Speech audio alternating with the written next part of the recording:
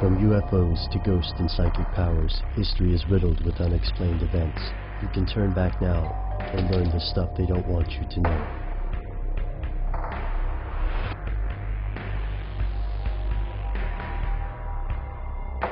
Here are the facts.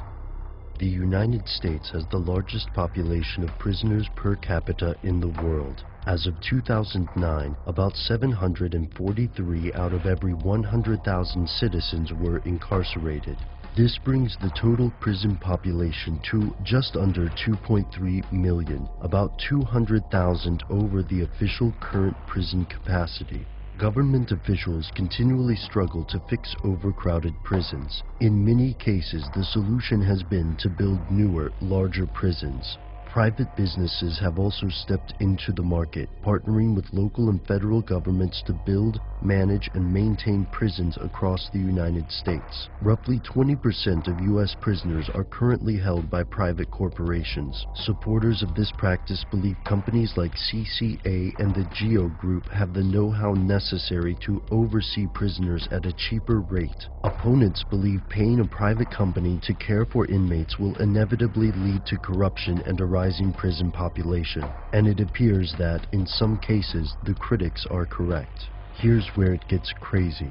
In 2009, two Pennsylvania judges were accused of accepting up to $2.6 million to send juvenile suspects to private prisons operated by two companies, Pennsylvania Child Care and Western Pennsylvania Child Care. While this case presents a frightening example, it is hopefully an isolated event. This isn't to say that public sector prisons are necessarily better. Throughout America's history, prison systems have had numerous brushes with corruption, such as unethical uses of prison labor. Mistreatment is still common in private and public prisons today. In some cases, immigrants in facilities like the Stewart Detention Center have also reported abuse or mistreatment. But here's an interesting question. How did private prison companies move from housing inmates to detaining immigrants?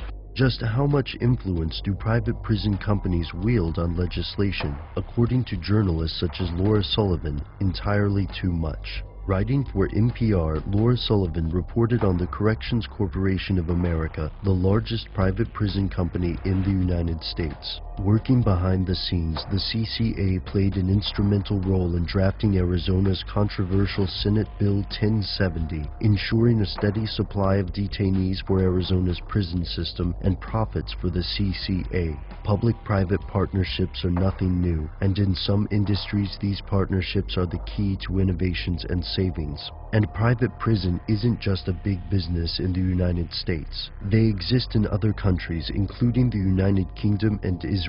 Yet, in every country, more and more people are objecting to the use of for-profit prisons, arguing that if a company is paid a set amount of money per prisoner per day, then there's no incentive to rehabilitate inmates or see them serve out their sentences and leave permanently. Are private prisons a positive step toward cutting costs, or is there another, less noble financial goal at play? How much influence should for-profit prison companies have over legislation?